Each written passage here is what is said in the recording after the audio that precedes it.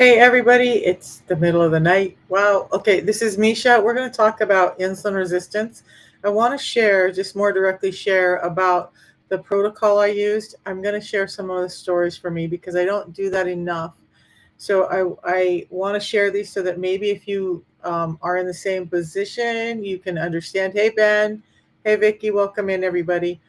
So look, most of us are sick and our health is failing, and I know that I'm not alone.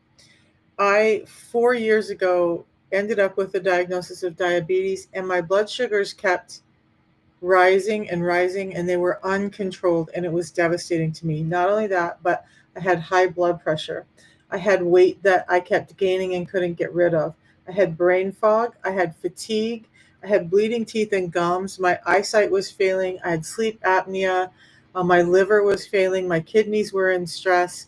And I kept going from doctor to doctor to doctor to try and figure out what was going on. And no one was really able to help me. I was on 13 different medications, and I tried veganism. I tried the medical medium. I was doing everything I could think of to get my health under control. But what really changed for me was after some of the medications that made me feel completely ill, and I'm not in alignment with taking medications anyway, I was at a point where I was just giving up. And then I was on TikTok and Instagram, and I can't remember where else. And I saw this guy talking about this protocol and that it had a guarantee and that it could actually help and that it was real food. And so I felt like I was just throwing darts at a board. If that's what you guys feel like, let me know, because I was just so frustrated that I thought I got to try something, anything to make this better. And so I messaged him on every platform trying to figure this out because I was literally, my life was shortened by years, by decades. And I am 61 now. At that point in time, at 56, 57, I didn't think I would live to be 65. My health was so bad. And I worked in medical, and I worked with hormone specialists, and I worked with doctors in urgent care and infectious disease and all these things, and nobody was able to help. But I wasn't ready to give up, and I just knew I had to do something different. So I tried it. I didn't think I could afford it when I got it. I thought this is just another one of those things that I'm going to try. Everybody's going to laugh at me because I tried something, some other crazy thing, and it's not going to work. And here I'm going to be stuck again, right? But I also thought it has a money back guarantee. At the time I started, it was only a 30-day money back guarantee. Now it's a 90-day money back guarantee. So I'm like, what the heck? It's real food. It's supposed to help my health. I'm going to give it a shot and see if it can help. It's 4 years later, and I'm still doing the system. So my story in the beginning was we tried me on metformin. It made me so violently ill and my body hurt all over that I just couldn't do it anymore. I was on 13 medications, and none of them were getting my Hashimoto's, my sleep apnea, my blood pressure down, and my liver was failing, but my doctor wasn't talking to me about it because we were so focused on all the other things, right? Liver failure is very highly linked to insulin resistance. You guys need to understand that. Hi, Matthew. I say that you need to understand it because I get so excited about this because I'm frustrated. I worked in medical and nobody was talking about these things. And so everybody still is sick, and I want you all to feel better. Anyway, I had diabetes. It started out at like 6.2 and then 6.5 on my A1C, and then it started climbing to like 6.8, and it got as high as 7.4. And I knew that with everything else with my body, by the way, I had skin tags and dark skin patches. Um, I knew that I needed to change something. And I knew that from talking to doctors who told me that excess sugar in your bloodstream is like glass shards in your bloodstream. And I could feel it in my body, and I knew I wanted it to change, but I didn't know how because none of these physicians were telling me what was going on. I was breaking, I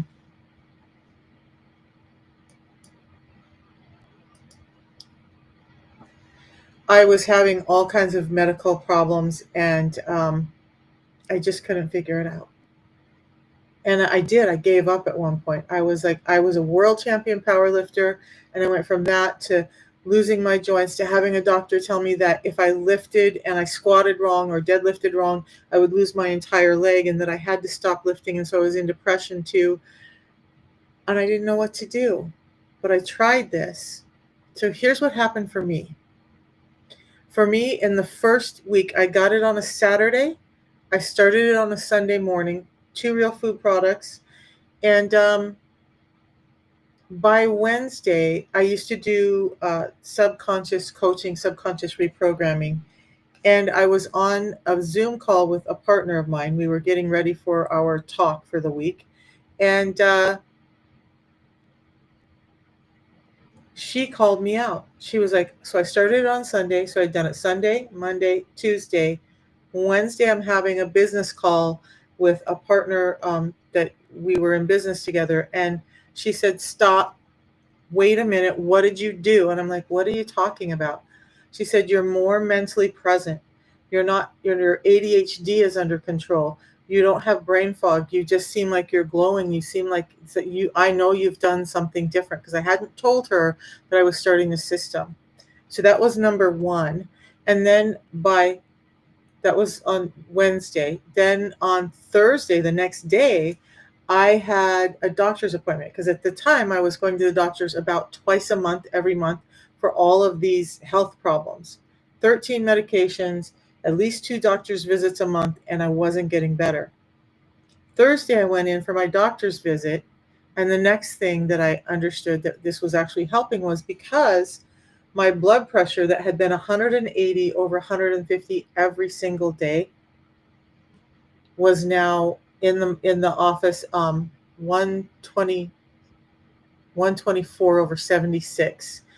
And I screamed like a little girl in the doctor's office. I tease. I'm like, I have a blood pressure cuff and I know how to use it. I used to do that that's what I used to do for a job. And I told the MA, I'm like, did you even look at my chart? Like, I haven't had a blood pressure in the office that was under 150 over 110 for years. So the doctor came in, she was a personal friend, and I said the same thing to her. Did you look at my vitals? Did you check out what's going on? And she goes, what are you talking about? And she looked, and then she made the MA come back in and take my vitals again, because she couldn't believe it. Well, I had been to multiple doctors and specialists, and her working through and trying to figure out how to get my blood pressure down. And all of a sudden, my blood pressure is down. And she was blown away. And she asked what I was doing, and I shared this with her, and she still didn't believe in it at the time. But at the same time, I had a hernia that was protruding out the side of my belly button, about the size of my fist, every time I tried to sit up. So it was pretty horrific. And I got this referral to a specialist to get the hernia taken care of. But I went into that doctor's office. She was tiny, petite little doctor. And she did the same thing. How many of you guys who are struggling with weight and all of these things have ever felt gaslit by your doctor? Have you ever gone into a doctor's office and just felt totally gaslit and blamed and shamed because your health problems are all your fault? And if you just did better, you would feel better? Because that's what this little specialist did to me. And she literally said, well, you need the surgery, but I'm not going to do it unless you lose at least 15 pounds. I know it's pretty big. I'll find my picture at some point. I should have found it earlier. But I was about 270 pounds. Yeah, I was overweight, but I'd been trying everything and nothing was working. Because weight loss is not all about calorie counting. It's not about all this restriction. It's not about the things you're told it's about. It's about hormones, and the master hormone for your metabolism and why you're gaining weight, can't lose weight, your sex hormones, your hunger and hormones, and your stress hormones is all rooted in insulin. And I didn't know that at the time. But I broke down in tears in her office, because I'm like, I can't lose more than 5 pounds no matter how clean I eat, no matter what I do. I just can't lose the weight. And she just rolled her eyes at me and was like, basically, whatever. I'm going to send you to a nutritionist. I'm going to give you 4 months. If you don't have the weight off, I'm not going to schedule your surgery. And I was in tears. Can you guys imagine having a bulge out your stomach, this that you know your intestines are poking through this tiny hole next to your belly button, the size of your fist. Every time you engage you try to sit up out of bed, you try to get up out of a chair, you do anything that lifts your legs and your guts are poking out by your belly button. That was me. And she was telling me she wouldn't do the surgery if I didn't lose weight. And I had done everything. I had done veganism. I had done the medical medium. I did keto. I did all of these things and I just couldn't lose weight. Plus my joints were deteriorating. I was in pain and I had IBS and all these other problems. But at the same time, I knew that I had just ordered this system, this protocol that I'm going to talk about. And so I started the protocol. By the time, this was during the pandemic, by the time I got to the nutritionist, I had already lost more than the 15 pounds. By the way, that nutritionist ended up hanging up the phone on me because she didn't agree with what I was doing. And she was like, whatever you're doing, whatever, it's working for you. I'm not going to talk to you. And she hung up on me. And I was like, no, I want to know if there's something I'm missing with my nutrition that I'm not doing right. I want to know what it is. But by the time I had my follow-up visit with the doctor, I had lost 25 pounds. Remember, I couldn't lose weight no matter what I tried. And yet here I am. I drink a tea in the morning, a tea in the afternoon, and I have a pre-meal drink before I eat. That's it. I was still having hamburgers. I was trying to eat better during the other times, but I'll explain that in a minute. But I wasn't perfect. It wasn't like I went on some strict keto carnivore diet, and yet I lost 25 pounds. The first time I could get weight to budge in years, and I was in menopause. So the little doctor looked at me and was like, what did you do? And she scheduled the surgery. Not only did she schedule the surgery for about a month later, I had the surgery. I ended up being one of the quickest healing patients she'd ever had come through, especially at my age and size. They pulled the drain tubes quicker than they'd ever done on anyone. The nurse was so nervous she didn't want to do it, but we did. And then a month later, I went to Puerto Vallarta and did zip lining.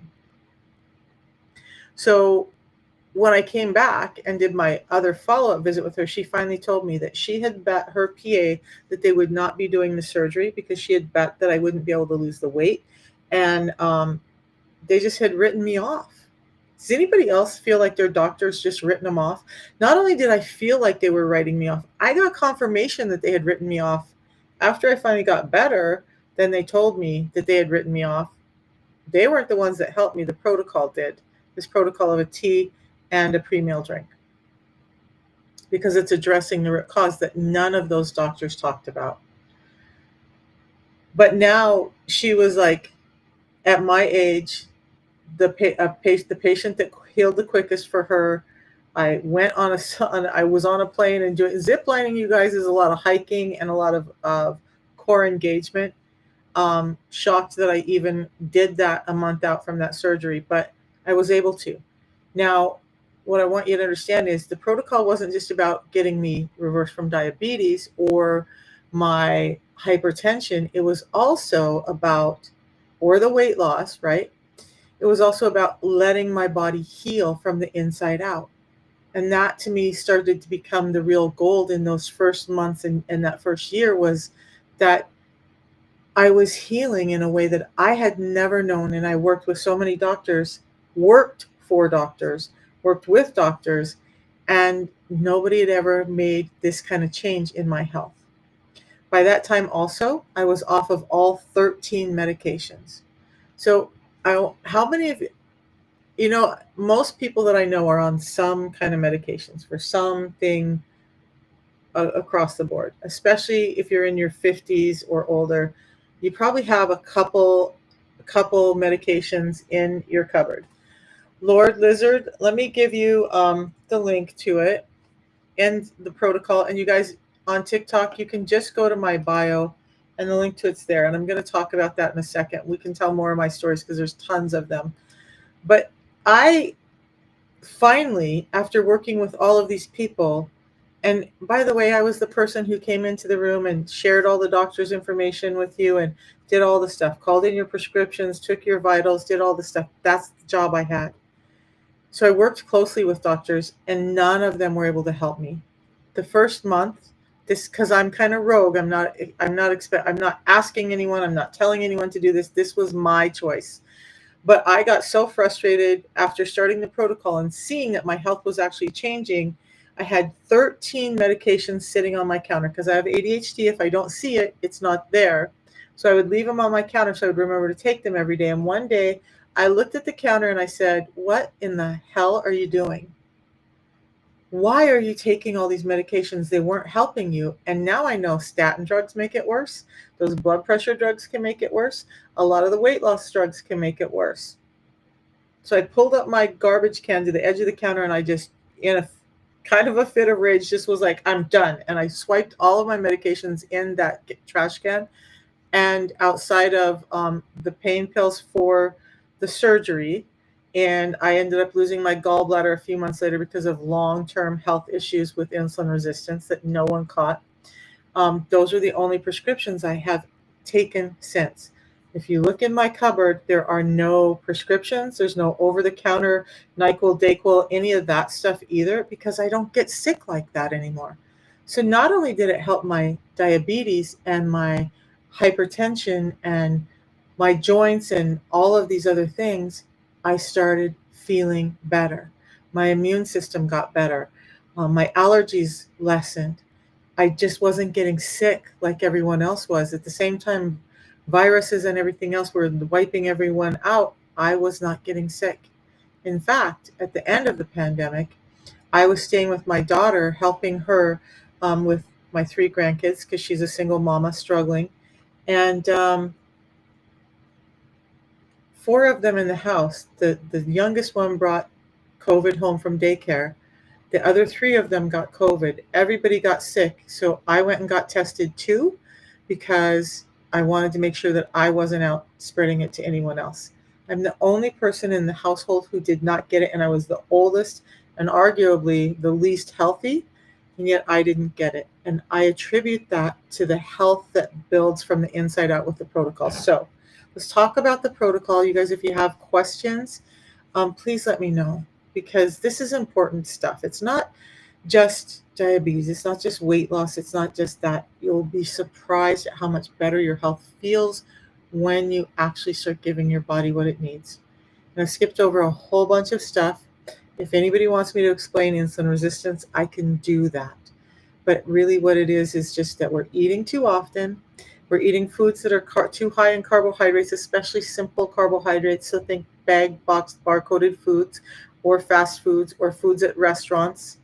Those are all turning into glucose, an energy source in your system, way too quickly.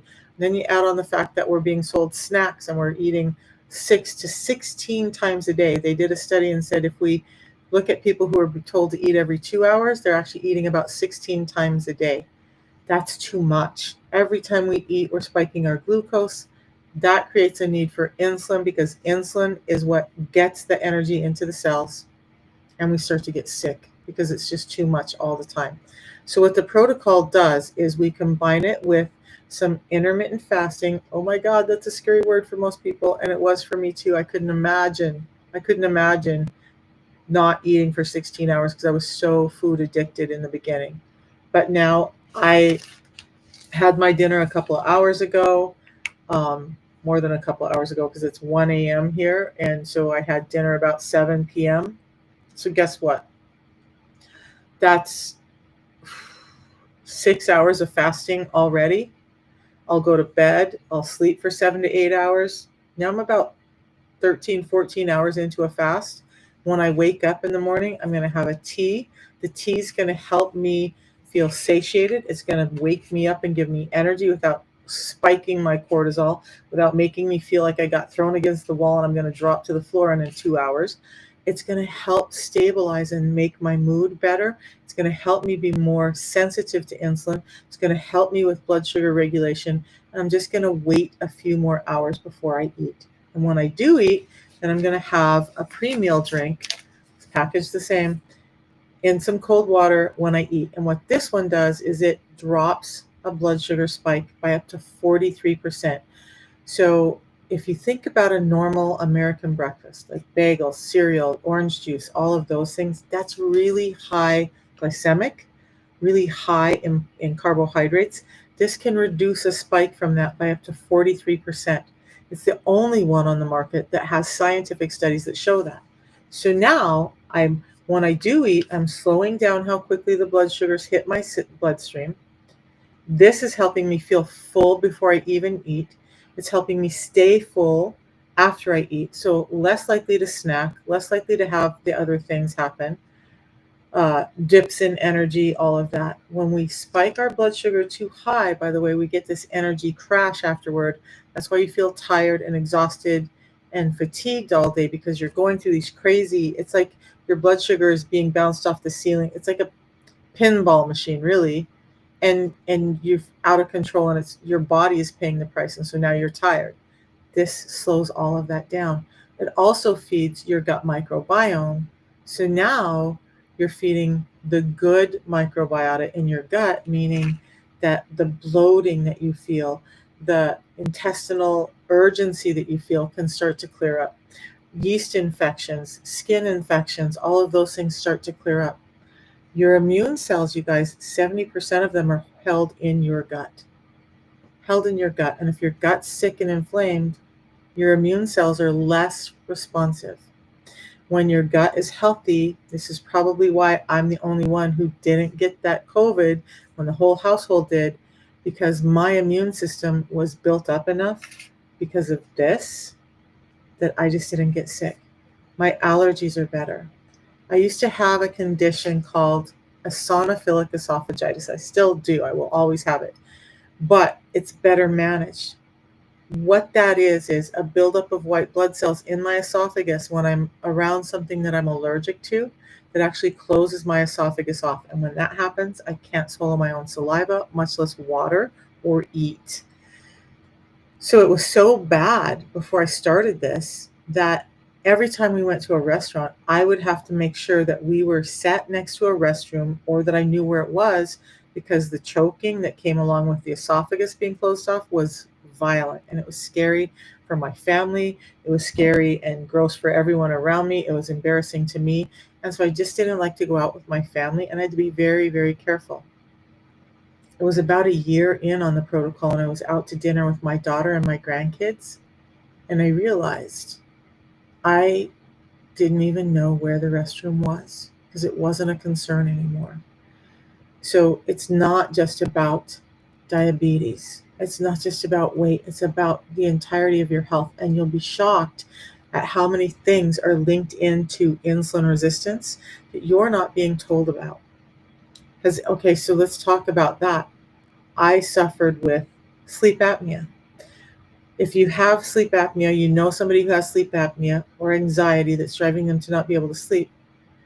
How many of your doctors have ever told you that it was linked to insulin resistance, or did they just tell you to lose weight? Because insulin resistance is at the root of 95% of the health issues that we have today that are chronic, including heart disease and hypertension and sleep apnea and non-alcoholic fatty liver and kidney failure and joint problems and memory problems and Alzheimer's and on and on and on. Skin tags and dark skin patches, PCOS, erectile dysfunction, low testosterone, anxiety, depression, they're all linked to insulin resistance. And we could all be feeling so much better if we just knew that and were addressing that. So the protocol that I found 4 years ago did just that, because all it did was what this company has done is they're not a marketing company. So they're not just out here to sell you a supplement. They're here to change your life. So what they've done is they have their own group of scientists who study this, and they said, how can we make the most impact with people's health? They're now, they used to focus on just health and wellness. Now their whole focus is metabolic health. But they found that these two products, when combined together, make massive changes in your metabolic health, allow people who thought they could never lose weight to lose weight, allow girls who with PCOS to finally manage their PCOS. We have so many scores of young women who were told that they were not likely to ever have children, who now have had children because they got their insulin resistance under control. women in menopause who are feeling better because their insulin resistance is under control, people who have anxiety, depression, ADHD who feel better because of it, Hashimoto's thyroid disease problems. I've suffered with that. We have a lot of women, especially because Hashimoto's hits women more than any other, um, have gotten that under control too. You guys just understand that this is the root of what's happening. Our food is imperfect. How many of you guys know that our food is imperfect? But even though we know, I don't think that most of us really know how imperfect our food is. It's starting to become out more and more today. And wherever you are politically, I'm not getting into that. But RFK coming in and changing things up. I'm seeing more and more posts where restaurants are moving to beef tallow for their cooking and whatnot, which is healthier. Those seed oils that we're eating are causing more insulin resistance. There's inflammatory properties in them, besides the bleaches and perfumes and everything that have to go into seed oils, that are causing you to be more insulin resistant, causing you to be more sick. Then they're feeding you foods that are full of sugar without fiber, that are causing high blood sugar spikes, that are causing more insulin problems. It's easier to fix than you guys think. It doesn't have to be difficult. You are not deficient in medications. I haven't used this analogy in a long time, but I want to share it tonight. So think about this. If you sent your kids to a school, kids, grandkids, whatever, and 93% of the kids in that school were failing, just flat out failing, couldn't read, couldn't do math, just were way behind. Would you go to every one of those 93% of kids and be like, you're wrong, and you're wrong, and you're wrong, and if you just did better, and if you just did better, and if you just did better, you would get better grades? Or would you take a look at the school and say, something's going on? Why are our kids not getting what they need so that they can thrive? And yet, when it comes to our health, we're not looking at it that way. We're starting to look at it that way, that what's happening in our medical system, in our food system, why so many of us are sick right now. It's because our food is imperfect. It's not just the bagged box barcoded stuff that's high in sugars and other toxins and red dye and blue, whatever, the dyes that are bad for us. And every day you're hearing about more things. But they're stripped of fiber. And fiber, you guys, what I want you to understand is glucose in nature is always paired with a fiber, unless it's honey, and that wasn't really meant for our consumption anyway, or maple syrup. But almost all carbohydrates in nature, beans, legumes, fruits, vegetables, all are wrapped in fiber to slow down how quickly that glucose hits our bloodstream. So we didn't have these problems like this before. All of a sudden, in the last 50 years, we're getting sicker and sicker. Genetics don't change that quickly. So what did change? It's our food. Our food is imperfect. It's making us sick. Even if it tastes great, it's not what we need to support our bodies from the inside out. We're not deficient in medications. It's not that you're so bad and you're just a poor person who doesn't care about yourself. It's that the food that we're being told to eat is not healthy for us. And unless you're living out on a farm and you're growing everything from heirloom seeds and raising your own cattle and stuff, you're stuck with the same situation as the rest of us. It's generally thought to be a Western diet in the US, but now we're seeing it spread across the world. Okay, so things like pesticides and this destruction of fiber. One of my favorite things is this. I have these two things. So this is what the size of a peach used to be. Okay, it was small, dense, crunchy, a little bit sweet, not extremely juicy. We want things that are juicy and sweet and delectable, and so they started changing the seeds until they became like this size. So how do we go from a peach that is naturally like this to one that's like this? Well, they pump up the fructose, they strip out the fiber. Now you have something that's big, juicy, sweet, delicious, but it's not crunchy, it's not hard to chew. Because when we take all of that stuff out of our food, not only is it the fiber that we're missing, we're not getting enzymes that we need when we chew to be able to break down food in the right manner. So, yeah, a switch towards whole foods is better. But I was going to talk about that. When I started the protocol, I was so sick that I couldn't any longer work in medical. I had vertigo really bad. Every time I bent over or stood up too quickly, I would get vertigo so bad that I felt like I was going to pass out. It felt like somebody filled my head half full of water and then shook it up really hard. I don't have those episodes anymore. Do you know that's a part of insulin resistance too? Vertigo. I have a friend who has Meniere's disease and she was on the system. And then, as people do, she fell off and she just messaged me a week ago and said, my Meniere's is back. I'm like, you haven't been doing the system. You haven't been paying attention to your nutrition. So, of course, you're sick. So she's going to start again because it really helped with that. So I was driving for Lyft and Uber. That's what I could do. I was in so much pain. My body was failing me. I couldn't just show up to a doctor's office. And I'm a pretty resilient person. But there were mornings I woke up in so much pain that I literally couldn't get out of bed. At least with Lyft and Uber, I had a choice of when I could go to work. But that meant that I was driving all night long and that the food choices available to me during that 9 to 10 hours that I was driving were not really healthy food choices because that was during the pandemic. So it often was McDonald's or Jack in the Box. When I was home during the day, my other meal, I tried to make it very healthy. But when I started, I was not perfect. And I still am not. You guys, I'm not telling anybody that you have to go change your entire diet and eat stuff that's foreign to you. You can do this while still eating the foods that you love. Well, if you like Mexican food, have Mexican food. If you like Indian food, have that. If you like, I'm not a big pasta fan. My daughter-in-law is, so I have pasta about once a week when I'm with family dinners. I still have it. I just have my pre-meal drink before I eat the pasta. Then I don't get the blood sugar spike. And my health has stayed under control for 4 years. No blood pressure medications, no blood pressure spikes. All my skin tags are gone. That's another one. It's crazy, you guys. So how many of you know that skin tags are related to insulin resistance? Because when I started getting skin tags, I thought, I'm a grandma.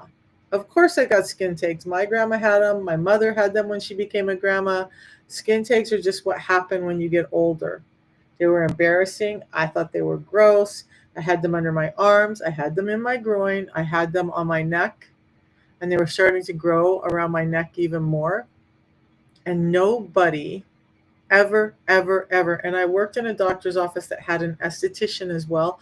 Nobody ever talked about it being insulin resistance. And yet, within about 6 weeks of starting the protocol that I just talked about, all of my skin tags were gone. I used to have melasma really bad on the sides of my face, and I had a dark ring around my neck, and I had dark patches on my elbow that ran halfway down. That's all insulin resistance. All of it's gone.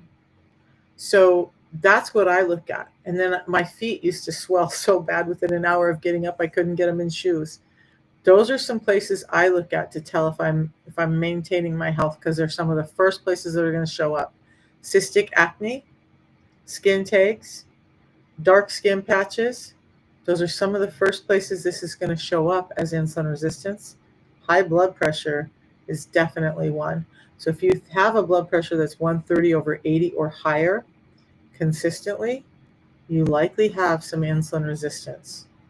And let's talk about the weight part a little bit, and then I'm going to go to bed because it's 1:30 in the morning here. But I still have some weight. I'm 61. I have a different metabolism. Beyond all the other stuff, we all have different genetics and different metabolisms. I no longer worry so much about my size, although I still want to drop a few more pounds. And part of it's because I'm not as active as I should be right now. But I pay attention to my health more. So in the first month on the system, one of the things for me was I needed to lose weight. Remember, some of you are new in here, but I had a surgery that was coming up and I had to lose weight. A month in, I hadn't lost any weight on the scale. And the gentleman that showed me the same protocol said, what about your measurements? And I forgot to take measurements. So the one thing that I had was I had bought a pair of shorts when I ordered the system, being like, this is going to be the thing that works. This is going to be it for me. And so I bought them way too small. I couldn't buckle them up. I couldn't fit in them, but they were cool jeans, ripped and all this, whatever. I never wear jean shorts or anything like that, but I got them. Thought I'm going to be the cool kid. So when I didn't lose weight on the scale, and he said, what about measurements? And then he said, well, what about, how are your clothes fitting? So I thought about it and I went and grabbed those shorts and I put them on. And guess what? I could buckle them up. They fit. They weren't tight. They were comfortable, except for the legs and butt were already starting to get loose. By the time summer hit, those shorts were already too big and I had to give them away. What I'm getting at is when you're so concerned about weight loss, you are not understanding the real problem. When you're insulin resistant, your body is not retaining muscle mass, but it's retaining a whole lot of fat. As you start to become more insulin sensitive, as you start to get more nutrition into your body's going to naturally put on more muscle as it's losing fat. So the scale weight might not change, but you probably got smaller. And that's exactly what happened for me and continued to happen for me. Eventually, I started losing weight and I ended up losing 55 pounds. So no longer in the 270-pound range. And I am stable and healthy where I'm at. But understand, you guys, weight loss is not about calorie counting. It's not about the weight on the scale. It is about all the internal stuff that's going on. That's the other symptom with insulin resistance. And then I'm going to hop off. If you have insulin resistance, you may start to notice that your belly is getting bigger. And not just your whole body, but your belly in particular. So whether you're thin or heavy, whether you're a man or woman, if your belly is protruding and it's just sticking out all the time, and people are like, are you, kind of looks like you're pregnant, that's insulin resistance. What happens is your brain is having you put on more of this fat called visceral fat that is high in mitochondria. It's underneath the muscle wall of your belly. It's supposed to be cushioning and warming your organs, but when insulin resistance happens, everything's in disarray and you start packing on way too much of that. So now you start having fat packed around your liver, around your kidneys, around your intestines, around your gut, around your heart, and all of those things are struggling. Is it just a weight problem? No, it's a whole health problem. So get your insulin under control and that starts to get better. And non-alcoholic fatty liver disease is extremely linked to insulin resistance. We used to have kids as early as 6 years old being diagnosed with non-alcoholic fatty liver disease. I heard a doctor talking this week that they're now seeing 3-year-olds, 3-year-old babies with non-alcoholic fatty liver disease. It's our food. That baby isn't old enough to know that they're doing something wrong. It's what they're being fed that's causing them to be sick, and it's the same thing that's happening to you. So if you're interested in a way to get better that's not causing more disease and illness, like symptoms like the medications can cause, understand that this protocol actually works. It's scientifically designed, clinically proven, studied by many medical, like University of Sydney, Cleveland Health Clinic, UNLV, American Heart Association, American Diabetes Association. It's on the Cologne list because it's not a medicine that will pop anybody on a drug test. Some countries that's important even for work, but you guys, it works. It just works. What you really need to know is that it just works, and it makes your life simple. It's just a tea in the morning, a tea in the afternoon, and a pre-meal drink that you have before you eat. They come packed like this. The tea's hot or cold. This is in cold water only, and that's all I really had to change. Plus, just not putting food in my face all day long. So I said I was going to be done, but I want to say that with the tea, what happens is, and this, you start to have control over your cravings and your hunger. So you're not needing to eat all the time. That's one of the biggest places people fail with taking care of their health, is they just feel the need to eat all the time. Anxiety causes it. Depression causes it. A gut microbiome that's off causes it. Insulin resistance causes it. If you can get your hunger under control, you can start to get control of your health. And this protocol actually helps with that. I did a talk this morning on inositol and why people are saying, well, inositol works, but it does. But it's not, it's kind of the same thing to me as the Band-Aid fixes from medications, because it's not addressing the root cause of high amounts of sugar that are unregulated, and that's what this addresses. It's not addressing your hunger. It's not addressing your gut microbiome. This does, and that's why it works. So there's a link in my profile here on TikTok. You guys, I come live at 3 p.m. Eastern Standard Time every day and talk about the science of this all. And I get into depth about, like how this is causing your hypertension, how it's linked to PCOS, how it's linked to liver disease, all of that. So if you're interested in that, you can watch that. If you're on YouTube and you're interested in it, go to, or the link in my bio. I'll put it over on YouTube, Facebook. If you just go to the link for YouTube, you'll see all of my videos there, and you can learn more about it if you have that kind of mind about why all this is linked and why this is important to you. You also, on that link in my bio, there's my WhatsApp there. So if you want to message me personally and just ask me questions about all of this, I do answer, and I love when people ask questions and get their health back. So all of the information is found at those links, and as well as the other platforms I'm on. So go check it out, and we'll see you tomorrow at 3 p.m. Now, if there's something that you want me to talk about, you just message me and let me know. Like, I've been working with a guy who has kidney disease, and he's really unsure if this is the right thing or not. And, his doctor has him on a specific diet. So I've been able to do research and do some videos for him on what's really happening. I'm not a doctor. Can't prescribe, I can't tell you what to do, but I can pass on information that may just help you get your health back. So we'll see you guys tomorrow at 3. Have a great night, everybody. Thanks for joining.